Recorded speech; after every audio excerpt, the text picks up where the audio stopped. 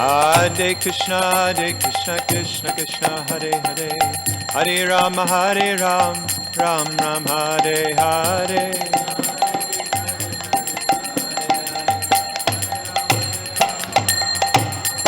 Hare Krishna, Krishna Krishna, Hare Hare, Hare Rama, Ram Ram, Hare Hare.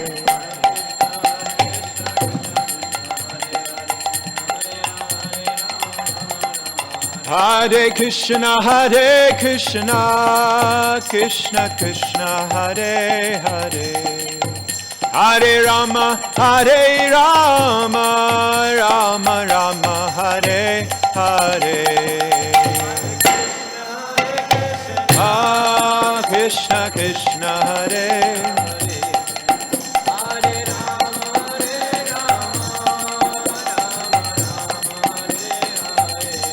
Hare Krishna, Krishna Krishna, Hare Hare, Hare Rama, Rama Rama, Hare Hare.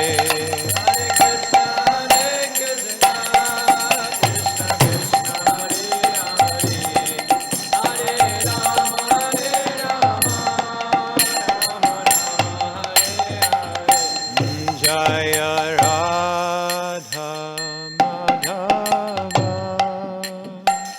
Kunja Bihari.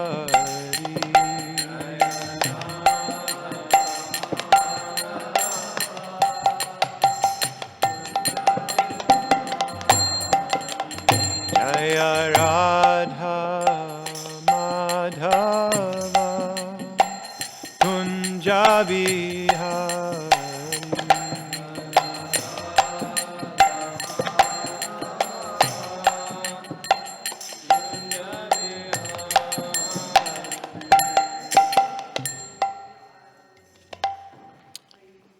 Srila Prabhupada ki jai, Shashi Kishore Kishori ki jai. Okay, the stalwarts are here. Thank you, everybody, for making it to our last session of our discussion around the idea of the house the whole world can live in. And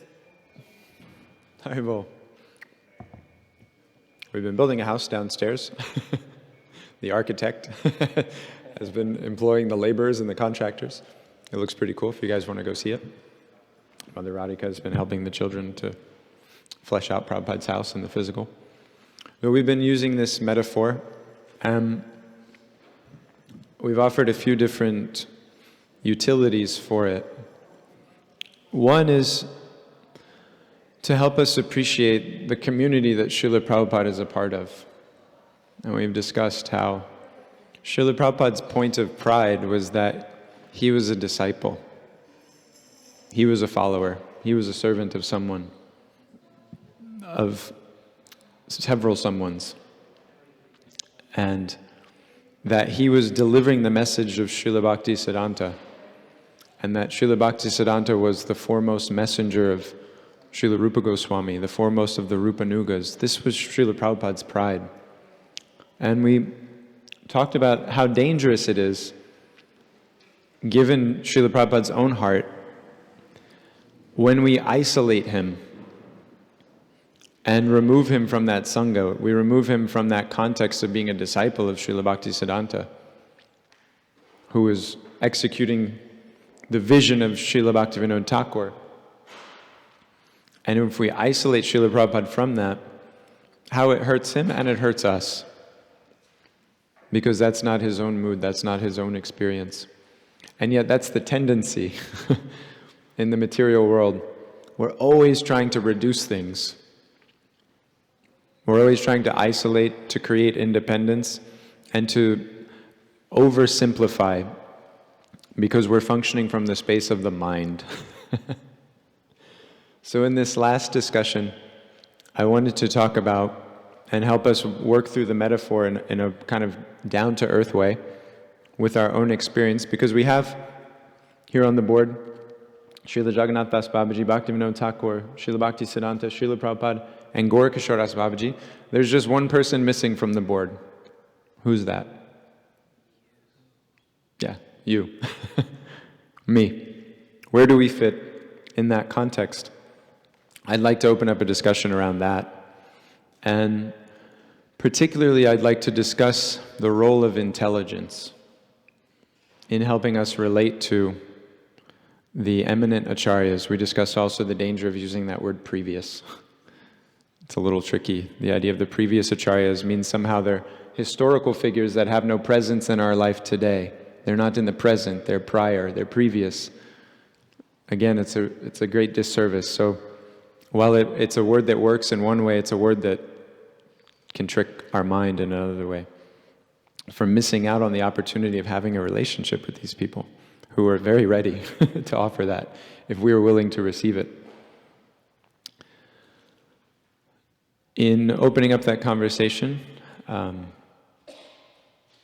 like to give us a perspective on Srila Prabhupada's own decision-making and how it's not as certain and clear-cut as we would always like to make it out to be. In 1969, Srila Prabhupada wrote a letter to Rai Ram Prabhu. This is one of those famous letters, so maybe somebody knows what it says.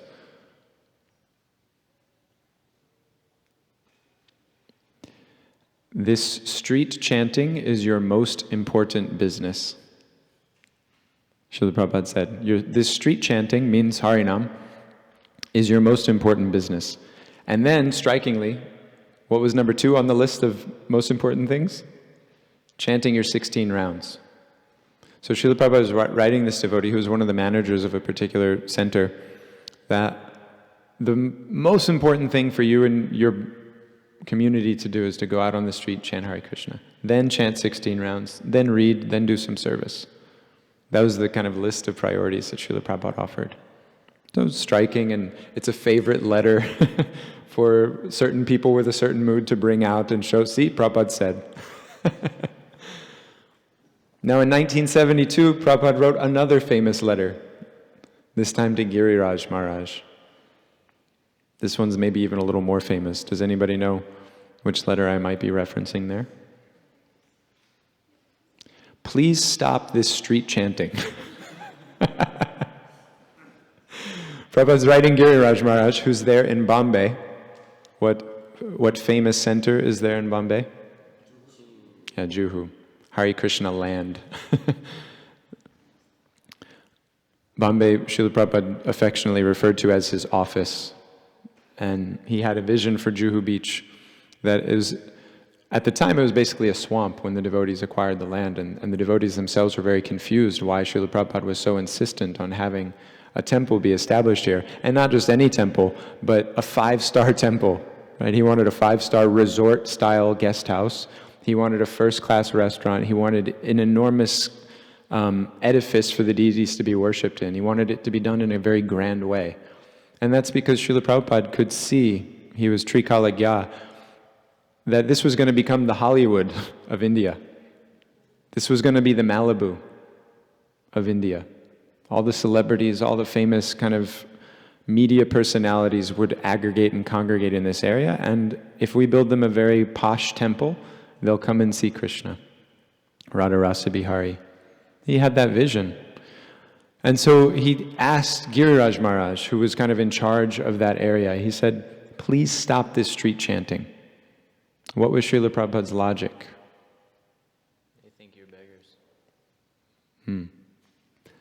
Yeah, when the devotees were out on the streets in Bombay, people would just throw money at them. Coins though, like paisa, a rupee, 2 rupees. Because they thought they were just some street bands, buskers, which is a common thing in India. You'll see mendicants, or not even mendicants in the spiritual sense, but just people down on their luck, singing some bhajan to get a few coins, to buy a little meal. We've all seen that person. And so the devotees were being confused with that type of crowd.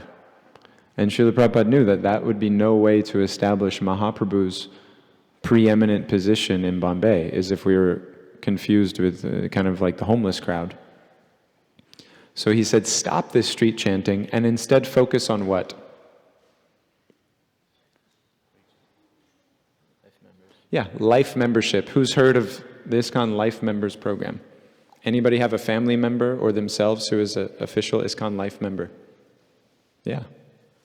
It was an incredibly effective scheme that Srila Prabhupada came up with to be able to enroll well-to-do Hindu people in Mahaprabhu's mission without making them feel like they had to convert, give up their family tradition, etc., etc., etc. Shave up, start wearing saffron cloth and dhotis, and without having to take on all the externals that would kind of threaten their position in society. They could still support Mahaprabhu's mission in a very profound way, giving substantial money, and when possible, facilitating connections for the devotees, giving Prabhupada places to speak and connections to higher government officials for doing things like establishing an enormous temple in a swamp in Bombay. When who knows the famous Nair situation where the guy was trying to steal the land from Prabhupada. So his ultimate last attempt was foiled because Prabhupada had so many connections with so many wealthy people in Bombay who called up the highest stations of the government and the military and said, you can't allow this to happen. You have to get rid of this guy, because this guy had paid off the local officials to basically attack the devotees and take them off the land, the local police. But because Prabhupada was connected to the higher people, the people in the higher stations, they called their higher-ups and said, you'll get fired, we'll get rid of you before we'll let Swamiji not be there. And so, of course, they didn't want to lose their comfortable government position, and so they went down and adjusted. Now, this kind of connection and relationship, that wasn't going to be established chanting Hare Krishna on the streets, and it actually might have been compromised. Srila Prabhupada recognized this, and so he wrote this letter to Giriraj. We, though, 50 years later, are sitting with these two very seemingly contradictory instructions in front of us. This street chanting is most important business. Please stop this street chanting. So a kind of memorable way to help us chew on what these two letters imply is that what Srila Prabhupada said is not necessarily what he would say. Yes. What Srila Prabhupada said is not necessarily what he would say. Can anyone think of other examples in Srila Prabhupada's Leela where he was going one direction and then decided to go another?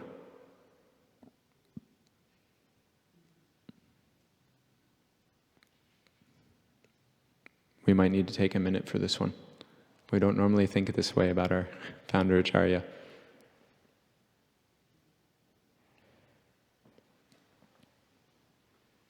Initially, he was not initiating, Brahman initiating women. And Govinda Mataji narrates the story, she was very upset, and Prabhupada changed and said, in Western countries, men and women, they're brought up equally, so the need for limitation.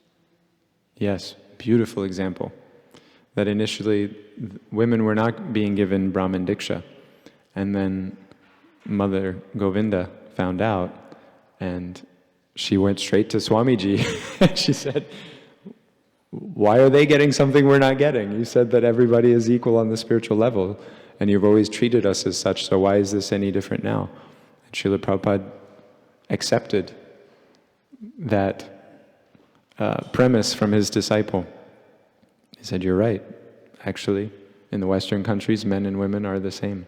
They're treated the same. And it's actually even demonstrated. I was reading in one purport a few days ago, Prabhupada was saying, we're practically seeing that the women are more qualified than the men.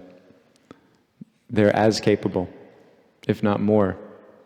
So Prabhupada began this practice of giving second initiation to women after being, we could say, adjusted in his consideration by Govinda Mataji. Yeah, great example.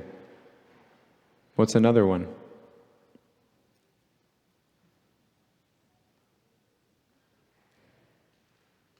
Who feels a little uncomfortable thinking about Prabhupada in this way? No? Just not familiar with thinking about Prabhupada in this way, maybe?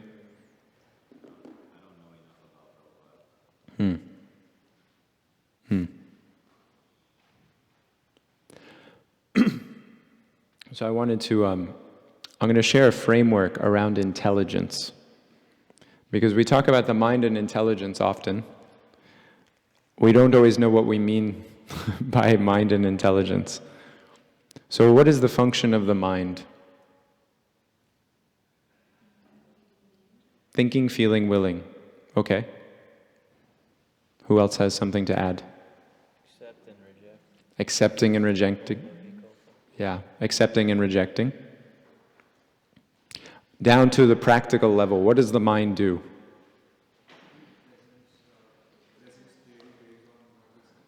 It comes up with ideas. Hey, this would be nice. Yeah, vision, that's a good way of putting it too. Yeah, the mind says, hey, let's get that. That would be nice, $1 million. Who's ever thought it'd be nice to have $1 million? That's the mind.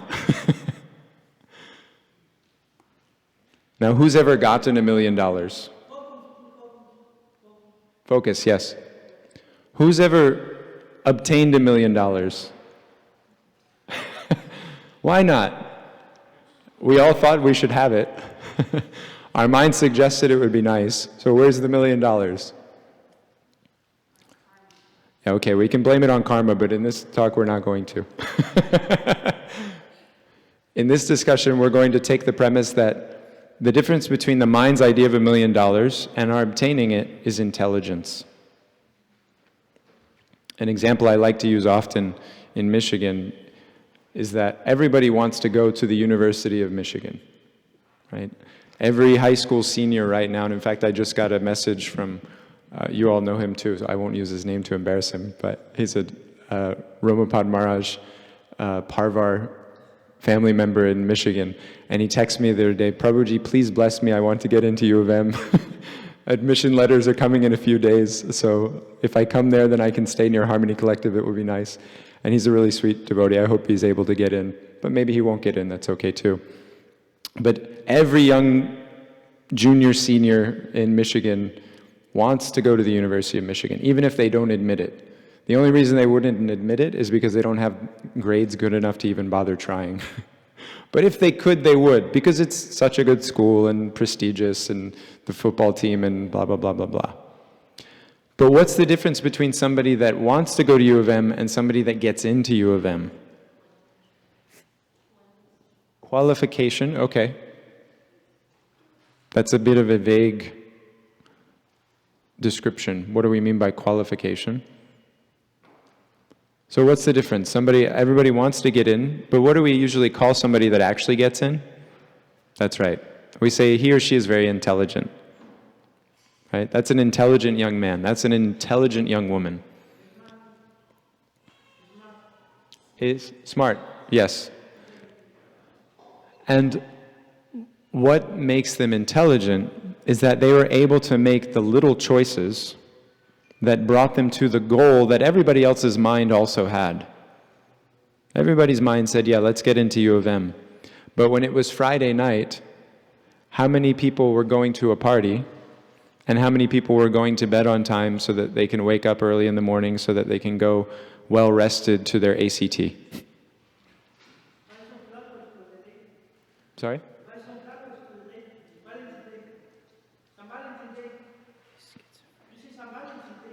Okay. If you could let me finish the thoughts, and then we'll have time for comments at the end. Thank you. So, the intelligence is what separated one student from another. That one wanted to get in, the other wanted to get in, but one was willing to make little choices in between. They saw the steps. For some, it was just this mystical hope, getting into U of M.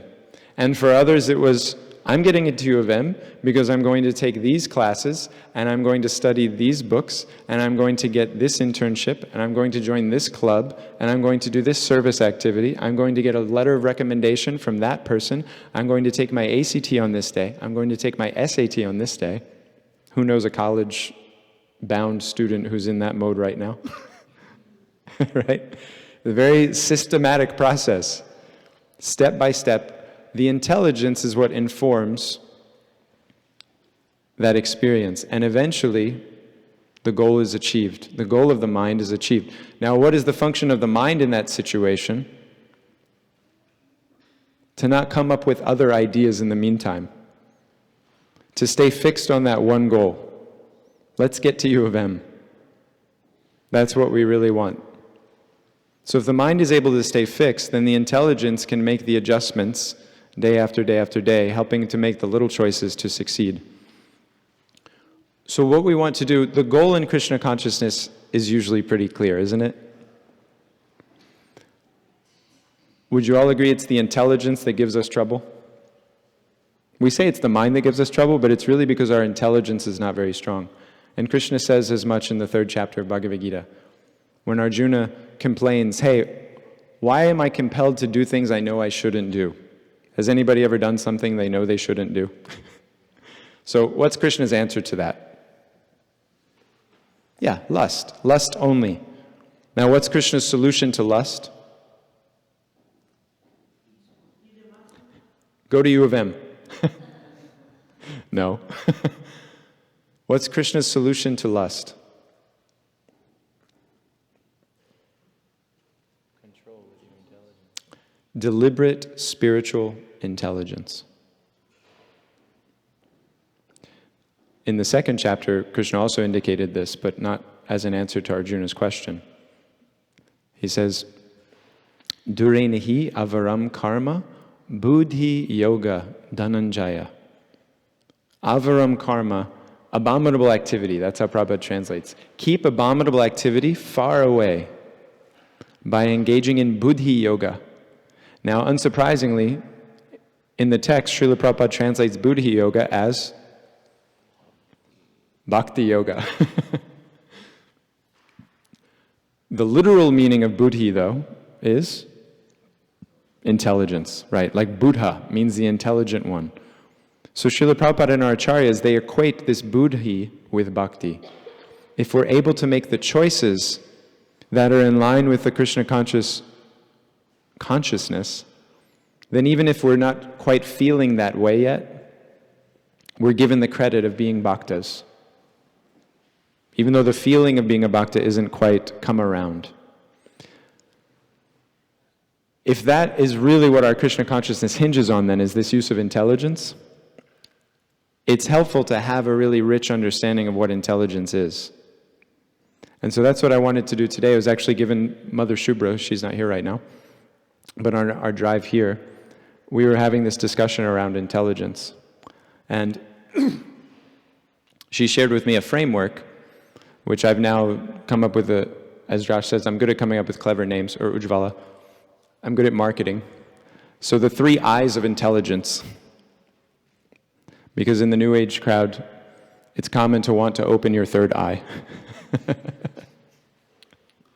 And there's this discussion around the 3rd eye. And when you do that, then you'll be able to see with spiritual vision.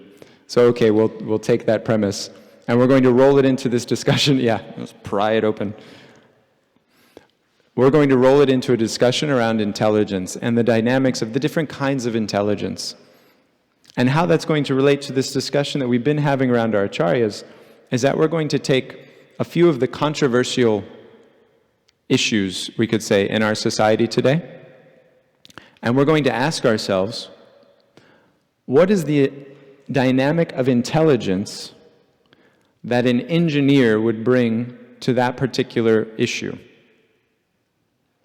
And then what is that dynamic of intelligence that Srila Bhaktisiddhanta, as the engineer, particularly might bring to that issue?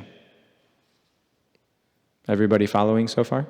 Okay. So we're going to break up into groups, but first we're going to create a list of just things that could be improved or adjusted in our society. And then from those, we're going to make a list of a solid 5. A solid 5 things that we would like to see addressed with intelligence. Because again, to Giriraj Maharaj, when Srila Prabhupada was passing away in Vrindavan, his final days, famously, he asked Giriraj Maharaj, do you think this movement will go on? And Giriraj Maharaj said, of course, Prabhupada, by your mercy and the holy name and the Bhagavatam, then things will happen. And what was Prabhupada's reply to his own question after Giriraj Maharaj had said that faithful answer?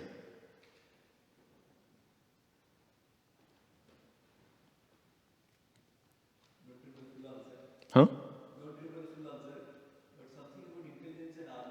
That's right. Just flip them. Organization and intelligence. Srila Prabhupada answered Giriraj Maharaj his own question. This movement will go on by organization and intelligence.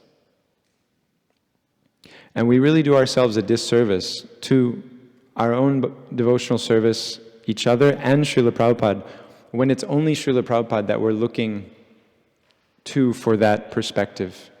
Because as I shared in that first example with the 2 letters, right? Sometimes Srila Prabhupada's idea or which direction he would go isn't clear. Because in 2 different circumstances, he went in 2 different apparent directions. And so when we welcome in the input, the vision, the intelligence of the other acharyas, and we approach them personally, not as a kind of Wikipedia page reading the bullet points, but as people, just like we've learned to approach Srila Prabhupada as a person to some degree. I hope we all have done that by now. If we approach those acharyas in that same mood, that they are a person capable of being present in my life today and giving me guidance, then we create a more wholesome dynamic for being able to recognize with our own intelligence how to take a progressive step forward in Krishna consciousness. Does that sound like a good way to spend the next hour or so together? Okay, cool. So first, is there anybody here that doesn't understand what's here on the whiteboard because you haven't been here yet, or I put you to sleep while you were here, or... So everybody understands the metaphor of the whole house, the house the world can live in, and how Srila Prabhupada, as the contractor, executed the vision and the techniques of these other devotees, and how we are fitting in as the labor force. Some of us specialized, some of us not so specialized, but we're being employed as the labor force by Srila Prabhupada's subcontractors, those that are following in his footsteps. But as Krishna says, because we've discussed a few times now, chapter 4, text 34 of Bhagavad Gita, why is that text famous? What is chapter 4, text 34? Yeah, that's the Guru verse. Approach a spiritual master, inquire from them submissively, render service. The verse just before that, Krishna says, the sacrifice done in knowledge is better than the sacrifice of mere material possessions. And so then one would naturally ask, well, how do I get knowledge by which I can perform such a sacrifice? It's by approaching the spiritual master. So how can we approach these acharyas? That's the mood that we want to create in our own heart, giving ourselves permission and anticipation, desire to have that relationship with them. So we'll have at it. What could be better in our society today?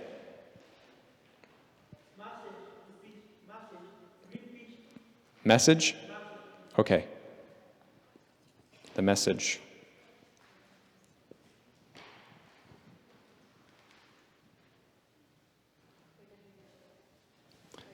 Leadership. At what level leadership?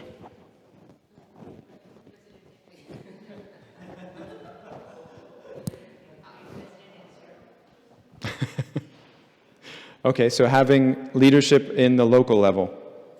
Yeah. The leadership structure of ISKCON is very vague, actually. There's not a lot of accountability to it. So in some places it's strong because the person is strong, and in some places it's not because the person is not. There's actually no objective standard. If we were to go into any particular temple, there's no clear way for you to understand who's in charge and how to approach the person in charge if you have a concern. Some places have that in place, but that's on their effort. That's not on the effort of the society at large. That's missing at a whole. So yeah. Amen. Educate, I'm putting that at the top because that's a personal. Education for we'll say youth. Yes, we have the Child Protection Office, which is a kind of legalistic way of the idea of protecting children. It's kind of the bare minimum that even the karmis hold themselves to the standard of. But that was not the standard of protection that Srila Prabhupada spoke about. Srila Prabhupada's idea of protection was giving somebody a positive spiritual conception of life, which then makes them immune from the influence of Maya. And again, there's no standard idea, not even the attempt of a standard idea, around what every temple should be responsible for offering their children. We have a deity standard, but we have no standard for our children, who Prabhupada said are our most important service. So, yes, very beautiful one.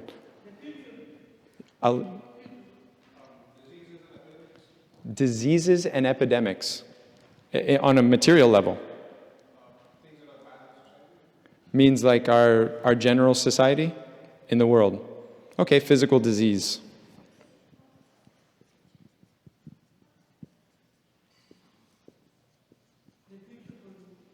The future? Uh-huh. What else? Ma?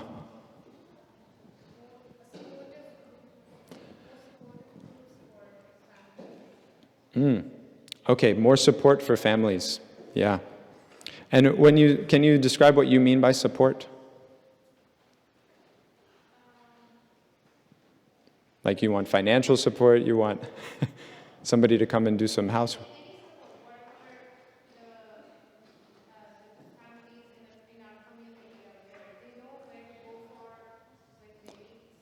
Resources for families. Yeah, okay, great.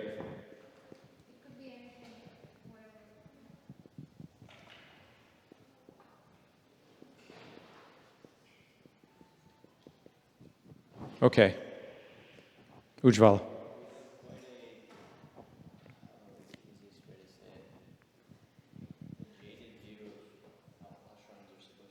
Mm-hmm.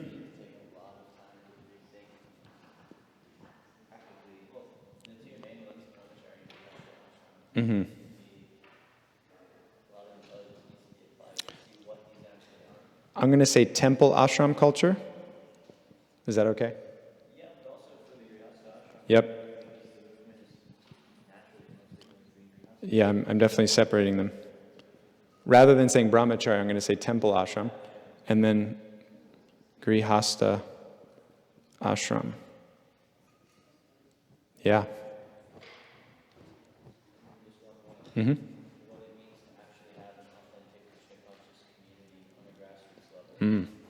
That might be over here with resources also.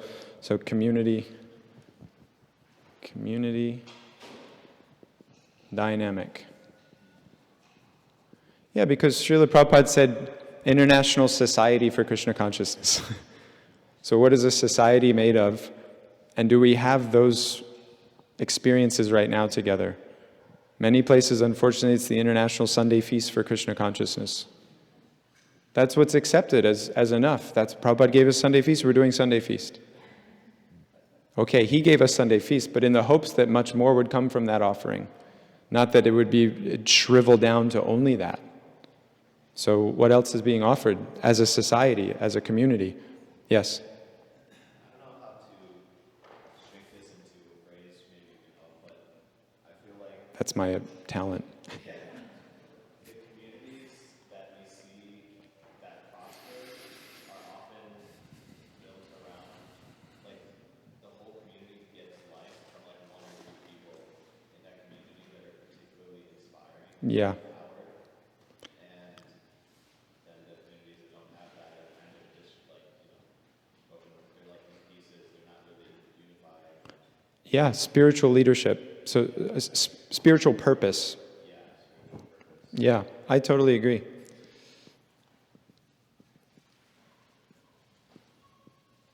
That if the idea of a successful community is we just have a bunch of people that come, or we have a bunch of things going on, right? But the spiritual purpose, that goal that's meant to be fixed in mind, is not clearly present regularly and often and reminded to us by somebody who's really tasting it, then quickly things dissolve and get very petty. Srila Prabhupada says in a purport in 2nd chapter of Bhagavad Gita, disturbance in the mind is due to a lack of a sense of a goal.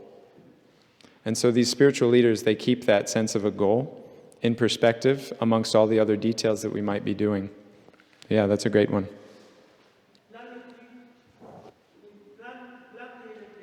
Planting a tree, thank you. Gardening. Farms.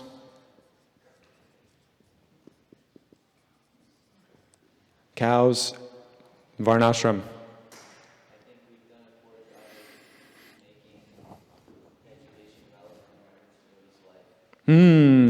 Congregational education, right? Who's had this experience the first 2-3 years of your Krishna consciousness? You were learning so much and you were developing so much, and then it seemed to like flatline. And now it's just kind of rehashing, recycling the same ideas in the same way, but without that sense of that you're really continuing to make deep progress. Yeah, so congregational education. And I think this is this program that we're at right now, this wonderful retreat that's been organized, thanks to Sundari Radha. Everybody a big Hari Bol. And Romapad Maharaj for taking the time out of his valuable schedule to be here with you all for as many days as he is. That's the kind of experience that a lot of places don't have. That kind of immersive and focused Sangha, not around just the basics, always the same kind of standards, but really, we were talking about Mam Gachi yesterday. It was so sweet. Maharaj was taking us to Navadvip and reciting the pastimes of Mahaprabhu and his associates.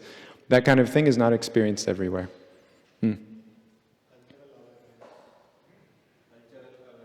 Cultural awareness. Oh, I like that.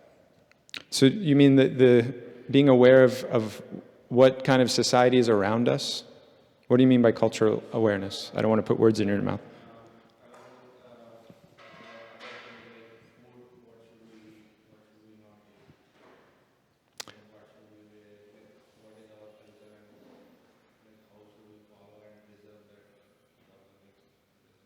Okay, so we'll keep that under congregational education then. Yeah, that's teaching the lifestyle of a faithful devotee. But I think your wording caught us onto another one, which is being aware of the society that we're amidst. I was just having this discussion with Ujjval Prabhu, that this tone, and you were discussing, we brought up the relationship of women to the society a few minutes ago. And this idea that grihastha ashram is this kind of shameful situation that you may find yourself in, right? This unfortunate circumstance that you just have to deal with and suffer through for 50 years, right? And if you can somehow or other, crawl to the finish line, then you'll deserve some drop of mercy from Prabhupada at the end of it, right? So, I've been having a big issue with that idea for some time now, because it's not a very healthy way for people to live their lives, right? That for 50 years I have to suffer, and then my reward is that maybe I'll get some, mercy at the end of that 50 years. And there's a group that I'm a part of online, which is a kind of it's a satire, it's a group for jokes, to make fun of people who were born basically in the era of Srila Prabhupada's disciples. They're called baby boomers. Who's ever heard of that generation of people, right? There's a joke now, okay, boomer. So this Facebook group is based around that whole joke. And the premise of this group is that the young people speak and act like baby boomers. And one of the common themes of jokes in this group, which are all very funny, is the idea that husband and wife hate each other. And they post all of these old cartoons from the 70s, 80s, 90s, old newspaper strips and editorials in magazines of husband and wife making fun of each other in this kind of resentful way. And it recently occurred to me that, this is kind of the culture of marriage that we've had in our ISKCON society for the last 30, 40 years. And it's actually not coming from our philosophy. Nowhere in our philosophy you don't see Kardama Muni treating Devahuti in that way. Do you? No, he celebrates her. He gets her everything she wants and more, right? And she celebrates him. When he finally leaves, she celebrates that ability of him to leave, perfect his life, and then have the opportunity to perfect her own. So you don't see any of this resentment and subtle anger and envy, etc., blaming and shaming. Where did it come from? It actually largely came from this generation of baby boomers, because that sociologically is how they grew up, resenting their own parents, so then resenting their own situation as parents and mother, father, husband, wife. So the cultural context that our movement is happening in, Srila Bhaktivinoda Thakur, we talked about yesterday, why did he simplify Krishna consciousness so dramatically in some ways? Because Krishna consciousness had been made to be so many other things in West Bengal in the middle of the Bengali Renaissance. It was either for serious ascetics like Gorakishore Das Babaji, so you either live nowhere, and it's just you and your Japamala. That's one kind of Hare Krishna Vaishnav. And the other kind of Hare Krishna Vaishnav is just a sexual pervert who's using Vaishnavism as an excuse to enjoy himself in a licentious way. Those are the only two kind of Hare Krishna Vaishnavas that anybody was really aware of when Bhaktivinoda Thakur was beginning his preaching 140 years ago. So was Bhaktivinoda Thakur indifferent to that social context? Was he unaware of the influence of that, or was he acutely aware? Was he extremely sensitive to that dynamic and preaching towards it and away from it constantly? So yeah, cultural context. What is the difference? What is the difference in ethic between a baby boomer, a Gen X, a millennial, and a Gen Z? Please raise your hand if you even know what I mean by any of these terms. Okay. Now keep your hand up if you'd be able to actually describe to us the difference in the values of those 4 different generations. Okay. Now how are we supposed to help them see what's valuable about Krishna consciousness if we don't know what they value? There's something about Krishna that's attractive to everyone. I mean, just look at them. They're so attractive. There's something about Krishna that will attract everyone.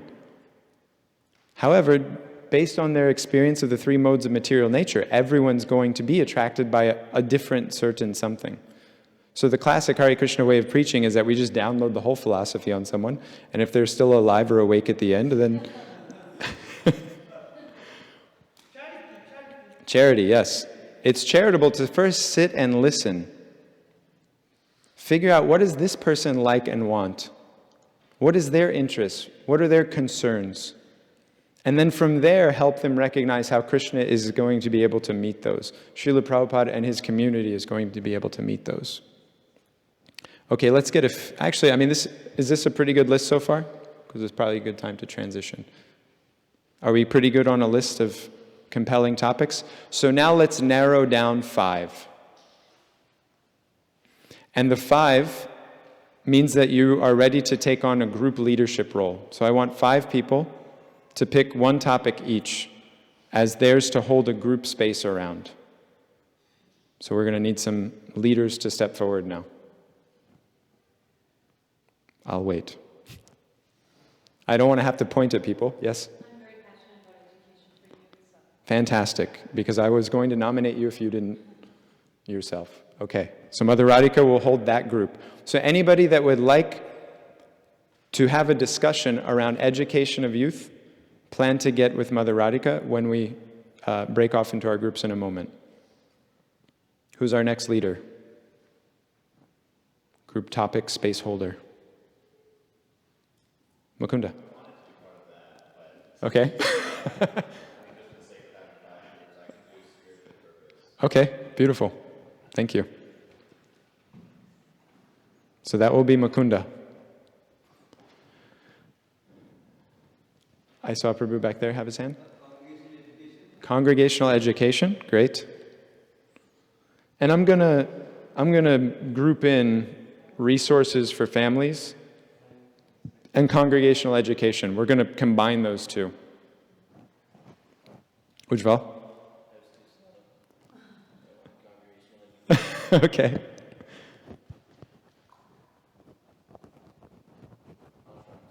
Mm-hmm. You just lump the two together because it's a good conversation. Yep. Okay, we've got 1, 2, 3, 4. We need one more. Or maybe we'll just stick with 4. Because we have a smaller group. Okay. Yeah, we'll stick with the 4. So, now, let's have Ujjvala's group here. Let's have Mukunda's group in the corner. Let's have, Prabhu, your name again? Sundar? Sundaranand. Okay, thank you. We'll have you in this corner, and we'll have Mother Radhika in this corner. So, I'm now going to assign an acharya to each group to consider the topic from that particular devotee's angle of vision.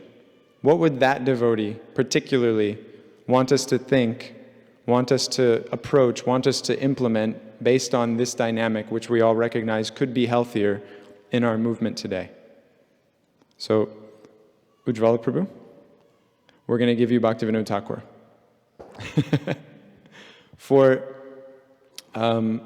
spiritual purpose, Srila Bhakti Siddhanta. So when you say the acharya, are you also referring to how you had defined their metaphorical? Yeah, so their metaphorical position, if you're feeling a little nervous about how do I apply this person's particular idea, because I don't know enough about them, etc., then take shelter of their position in the metaphor.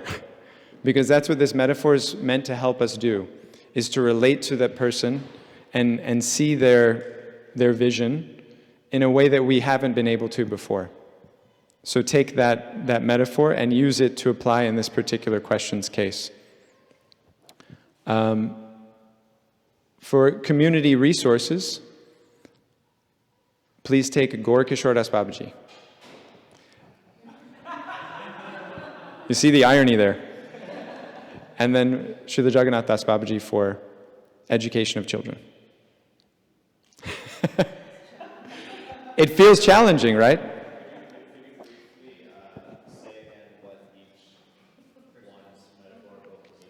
Yeah, so the metaphorical position of Jagannath Das Babaji is as the customer. So there's something beautiful there to be had for educating children also. For Srila Bhaktivinoda Thakur, he's the architect. For Srila Bhakti Siddhanta, or for Gaur Kishore Das Babaji, he's the consultant. And for Srila Bhakti Siddhanta, he's the engineer. Then our Srila Prabhupada is the contractor, and we're all the subcontracted and laborers. So now I'm tempted to just have everybody count off 1, 2, 3, 4, 1, 2, 3, 4, 1, 2, 3, 4, and split you in the groups. That might be better than letting you go to places that you are inspired to, because you might try to go where it seems easier.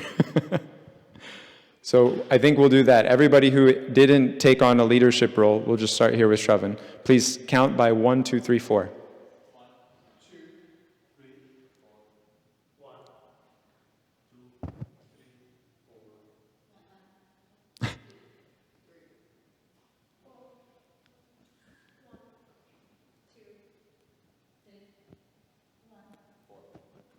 3, 4. Perfect. Anybody in the back that would like to participate, you guys can just jump into a space as you like. Okay, so go ahead and break off into groups. Oh, I'm sorry, I didn't give you... So one last thing which will hopefully help to frame... Huh? Oh, 1, 2, 3, 4. Yeah. So last element, and this one I'll leave up on the board.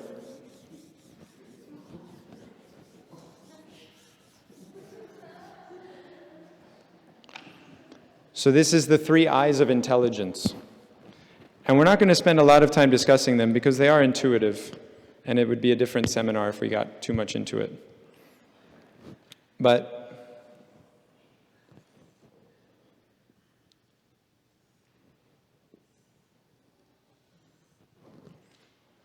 There's three kinds of intelligence that social scientists have kind of fleshed out. How are my circles? Pretty okay?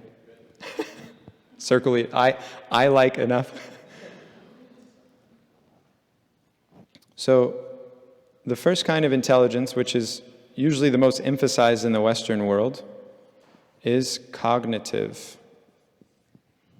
or IQ.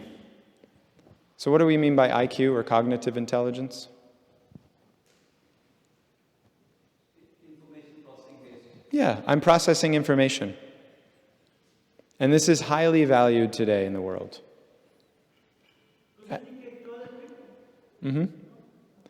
And cognitive intelligence is very helpful.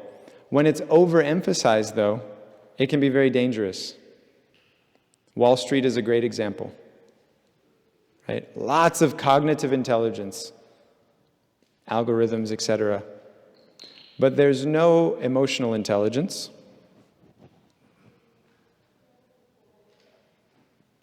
Emotional. And there's no behavioral. What's behavioral intelligence? Etiquette. Yeah, knowing how to be when you're somewhere. Okay, two people are talking. I have something very important to say, but it's not an emergency, so I'll let them finish talking. Oh, thank you. Yeah, lights. I'm usually I like candles, so it's hard to get me to say turn on the lights. Thank you, Mukunda. So two people are talking, and I want to say something to them. But it's not an emergency, it's not life or death. So should I interrupt their speaking, or should I wait my turn? Yeah, I should wait, right? That's behavioral intelligence. A simplistic example of behavioral intelligence. I'm supposed to give the Sunday feast class, but then His Holiness Radhanath Maharaj walks in, unexpected and unannounced. Now, what's the behaviorally intelligent thing to do for me, who's supposed to give the Sunday feast class? Yeah, Maharaj, would you please give class? That's also emotional intelligence. But it's behavioral intelligence, because that's the etiquette, that's the culture. Right? Now, the emotional intelligence comes in if I actually feel like I want Maharaj to give the class. Or if I recognize that I'm feeling angry because I was ready to sit up on the Vyasasana and have everybody praise me for my clever words. And despite of that angry feeling in my heart, I still should ask Maharaj to give the class, because that's the proper behavior of somebody who's practicing Krishna consciousness. So the action precedes the feeling. And that takes some cognitive recognition also, doesn't it? Okay, how are the devotees going to be better off, hearing from me or hearing from Maharaj? So the three work together to create the healthy experience of our real self. However, when one of these intelligences are overemphasized, then you have a really unhealthy sense of self. For instance, how many of you know of or have been that devotee who knows exactly what to do, what to say, when to say it, where to say it, and you've been doing it for every day of your Krishna conscious life, but on the emotional side, internally, you're feeling very different from what you're doing? Anybody ever had that experience? Yeah. Anybody ever let that experience go on for too long? Where you're behaving some way, but emotionally something else is going on, and you're not admitting it. You're not facing it. You're not discussing it. It creates an imbalance which creates all kinds of challenges for everybody, including, of course, first ourselves. So please use this framework to think about how our glorious acharyas balance these different kinds of intelligence in their dealings, in their personal example, in their relationship with Krishna, and their teachings of how we can have a relationship with Krishna, and use that in your discussions around those 4 topics of concern that we chose. And we're going to come back together at 4:17. We're going to come back together at 4:17 and have the group leaders summarize for us the approach that they feel the particular acharya you're focusing your conversation on would like us to take in regards to that particular issue. It's not a problem. It's something that can be improved. That's important to recognize. In spiritual life, it's nava nava, it's ever fresh. So one of the big reliefs, we can take a burden off our shoulders in Krishna consciousness. Nothing's wrong. It could just be better. And when we realize that, our communication of what could be better will be received a lot more effectively. It could be better. And that's the spiritual world. There could always be one more flower. There could always be one more milk sweet. One more mantra. So it could always be better. So that's the opportunity we're discussing now. So please now break into your groups so that we don't lose any more time. We're doing really well right now. 4:17 we'll get back. So you should have 15 minutes to be able to chew on this together. Again, Ujjwala's group there, Mukunda's group, Sundarananda Prabhu's group, and Mother Radhika's group. 1, 2, 3, 4.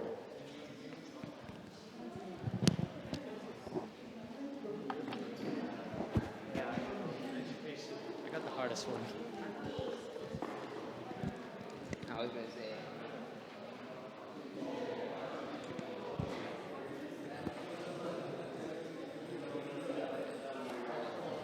Is this for the group? Uh-huh. Oh. What would I do? Where would you like to go? I don't know, anywhere. Okay. You can, let me see which group. Maybe here in Sundarananda, you can sit in that chair.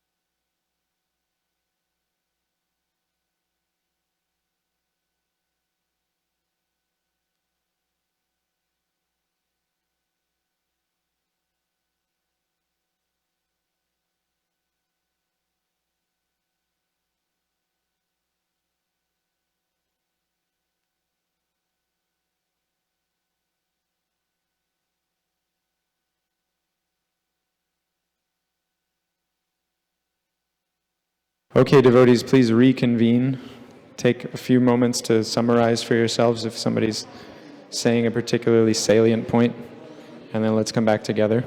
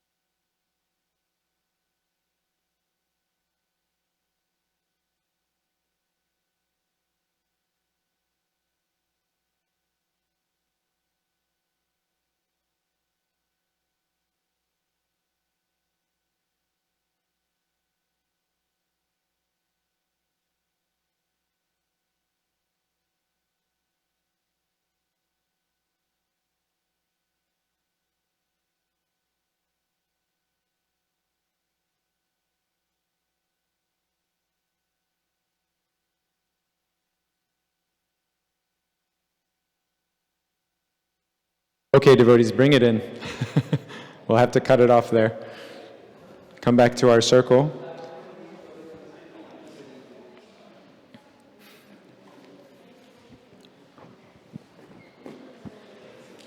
Bring it in tight, bring it in tight, bring it in tight. We know how many of us there are now, so we can come close. Come in close, come in close. That way we won't have to strain to be able to hear each other. Before we get into the individual groups, just quickly popcorn some reflections on that exercise. What you found helpful about it, if anything. Appreciation, complaint, comment. Ujvala.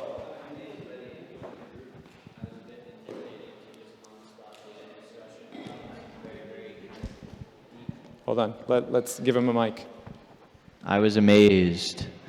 I was amazed by the earnest input from the group. I was a bit intimidated by the idea of leading something on quite a deep topic in 2 minutes for 10 minutes with 6 people. Yeah. So I was really happy that everybody really came together and poured their mind into the thing, and I think we really came up with some cool stuff. I was really happy with this exercise. Jai. I was thinking, should I plan this more or not? Should I pick leaders beforehand, or should I just let it be this very spontaneous and uncomfortable thing? Yeah, we have to surrender in those moments. Yeah.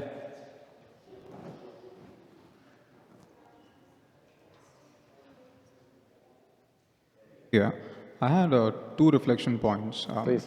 First, I've always wondered that in the early 20th century and 21st century, we have had a lot of saints in India, but not all of those sampradayas today exist. They somehow disintegrated. Now, I wondered what is the success story behind ISKCON as an organization. Yeah. And now I see what's the reason behind it.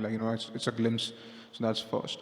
Jai. And second was that oftentimes as individuals grow spiritually, they tend to go away from society and become more focused on their spiritual progress. Right? They have this sense of vairagya of moving away from the society. Although Prabhupada is perhaps a great example of how he still managed to progress as an individual in his spiritual path and yet focus on the society as against, deriding the society in general. Beautiful.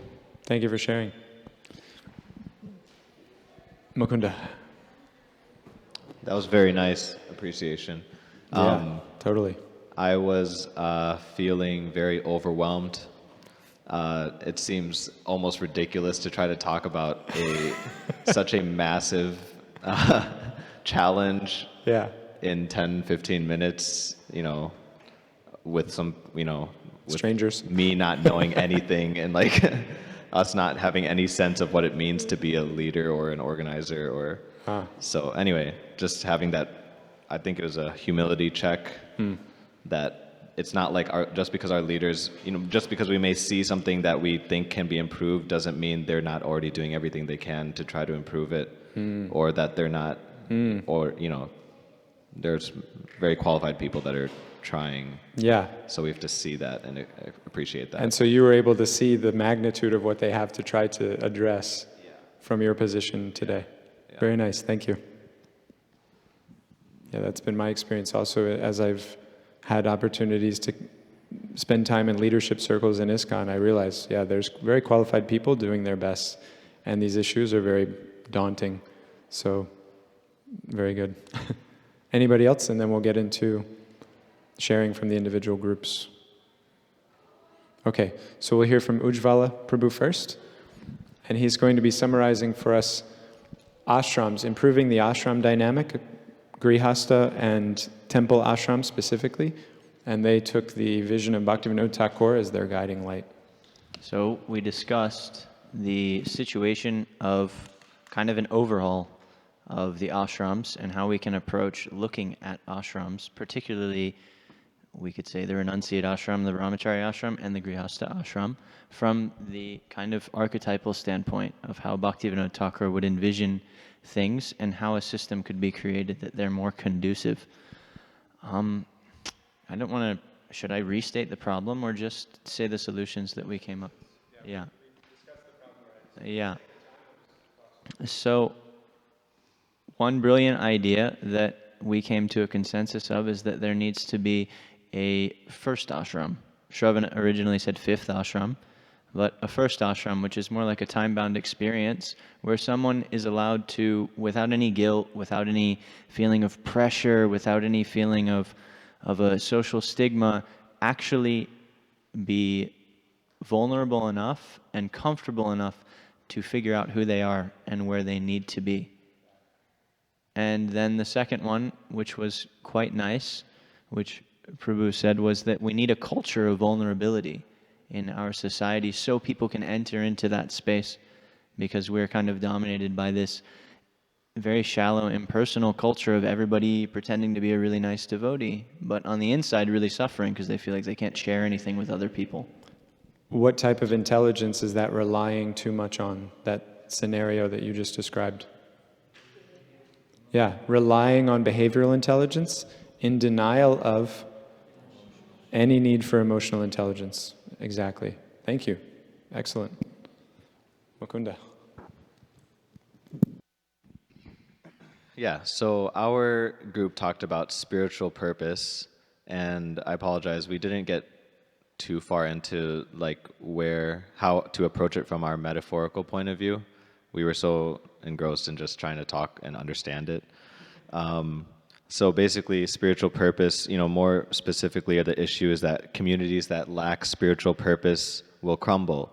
And we talked a lot about the parallels and differences between what happened when Bhaktisiddhanta left the planet and how his spiritual community crumbled or disintegrated, whereas when Prabhupada left the planet, we're still standing strong, and we've actually grown since that time. And so what are some of the different factors that may attribute to that success, continued success, is that leaders within a community should certainly be on the same page. And along those lines, if, naturally different groups of people within a community will be inspired by different leaders within that community, but then everyone should be seeing how these leaders are nourishing each other. Because when all of us subordinates are looking up and we see unity between, amongst our leaders, then we feel that unity trickle down towards us also. Deva Madhava Prabhu had a nice comment, organization should not be the deity. ISKCON is our facilitator of spiritual practice, but it's not that we worship ISKCON itself. And then one other point is that strong leaders spend enough quality time with their followers, where even when that leader is not present, when they leave the planet, then the followers have gained enough, personal love and care from that leader that they feel inspired to move on and to not completely lose it when this person leaves the planet, which we do see also. Changes areas of service, right? Yeah, And isn't present anymore so much physically. Yeah. Yeah, wonderful points. Pretty good for a group that didn't get into it enough. Okay, where's Sundarananda Prabhu? Hare Krishna. It was wonderful with our group members because it is very short time and it's a broad topic. So we couldn't get to the specifics, but we could get into the broad principles and how Gaurkishore Das Babaji would see it. So the way we summarized it is like this. One is Gaurkishore Das Babaji himself was a person of integrity, so standing to his values no matter what situation. So taking the inspiration as part of the education, we can train devotees to accept wherever they are and how to make the practical next step instead of doing something beyond their ability and losing the path or not making nice progress. That was one thing we could emphasize in the education. And then second aspect was Gaurkishore Babaji gave the instructions like you described, the 3 instructions. From that, one of the things we can learn is how we can be in the world but not of the world. Or another way it's described is how we can be like a lotus but not get wet with water.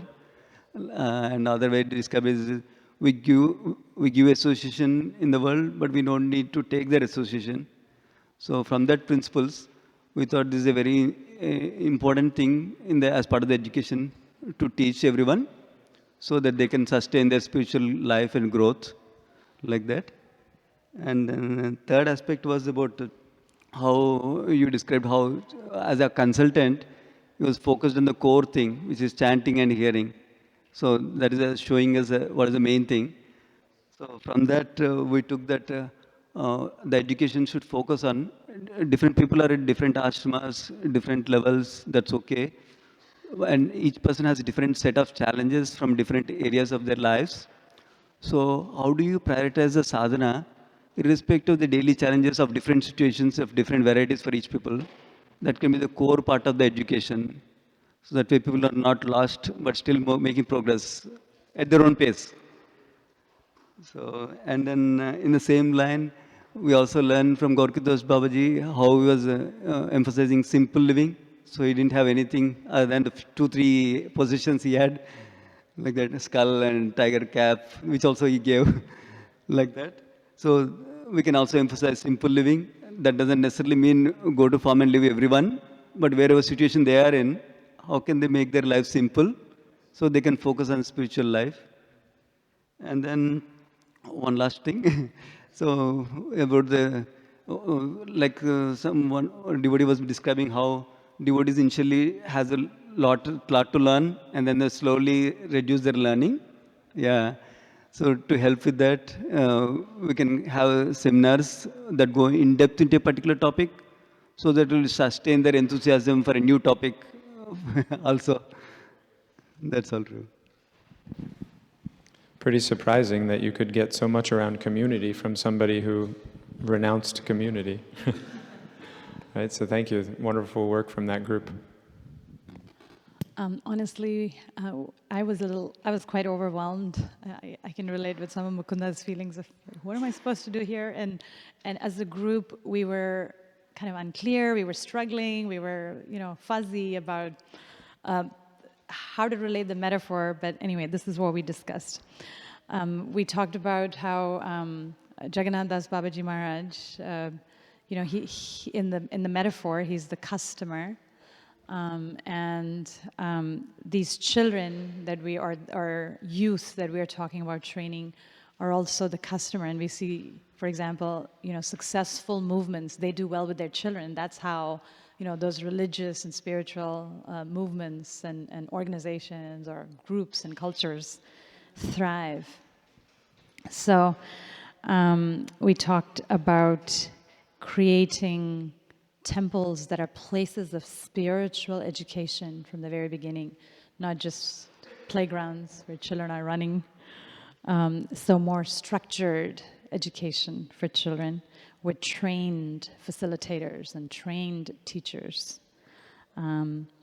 We talked about the transition from childhood into teen years. Unfortunately, we had a couple of our Hare Krishna youth, that have made that transition, and how we have a lot, it seems, until like 12, and then we talked about creating more, or having structures and youth groups and more enlivenment for the teen years and making that transition into adult life. Also about providing freedom of choices and empowering and entrusting responsibility upon youth. And then finally, we didn't get very far with this, but we talked about, it seems like we're framing, when we think of education of youth, we're framing it within the current context.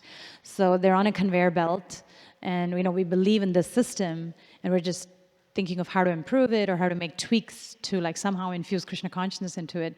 Whereas, what Jagannath Das Babaji Maharaj envisioned it differently. Like, would he even put children on this conveyor belt that, and we didn't get too far with that discussion. I don't personally think he would really want that same system. And he's a pioneer, and so are acharyas, and they just create systems, right? We see Prabhupada what's stopping us from creating systems?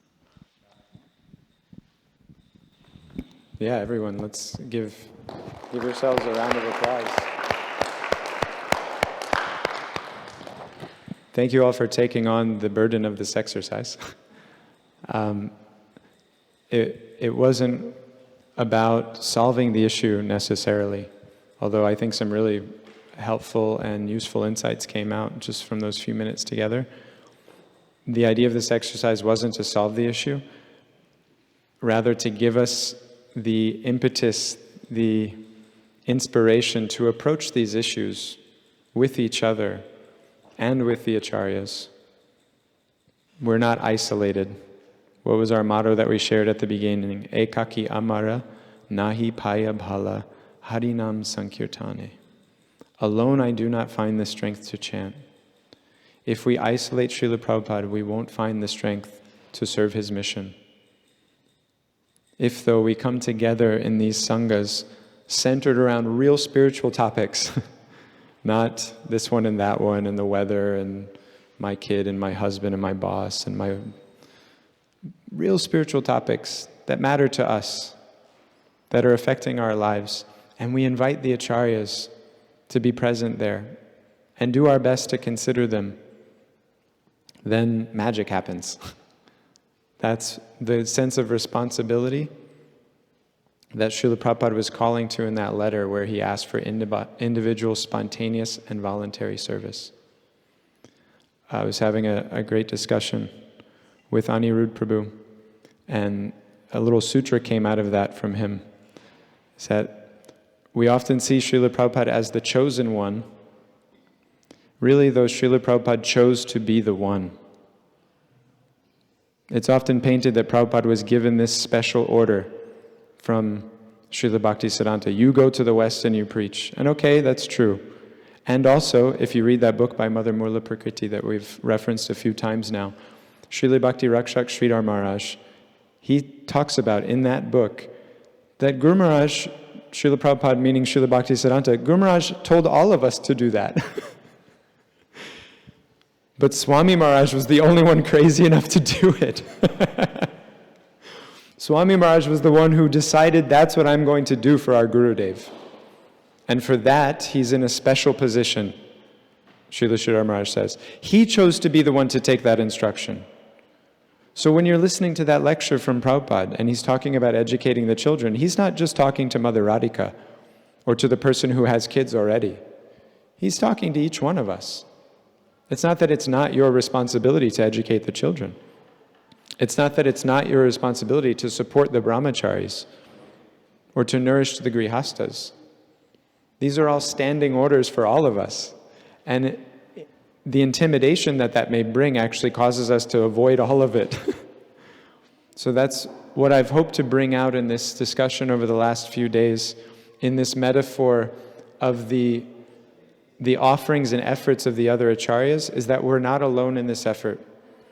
And we have even more than Srila Prabhupada's mercy. We have the mercy of this entire community, this entire organization structured to empower us to take responsibility for the spiritual well-being of ourselves and for others. America's maybe most favorite president of the modern era, John F. Kennedy, he famously said, "Ask not what your country can do for you, but what you can do for your country." So if you take one thing away from the discussion, aside from the metaphorical framework, it's time we stop looking for ISKCON to do something for us and start asking, what can I do for ISKCON? From where I am, from who I am, and what I understand and recognize, what can I responsibly give?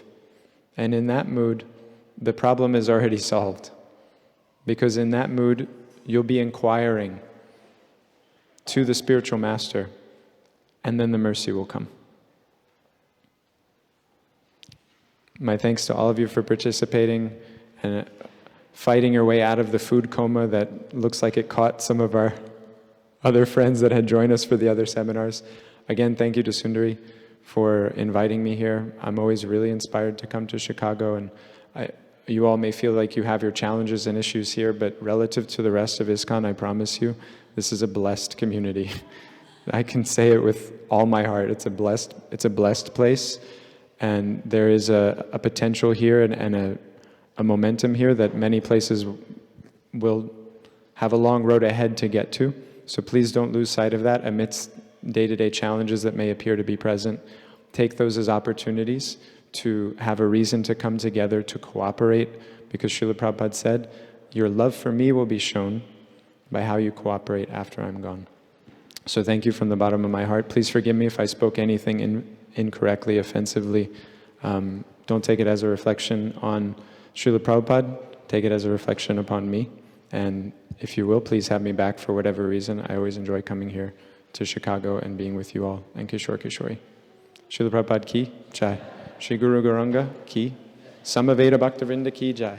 Nitai Gaur Premanandi.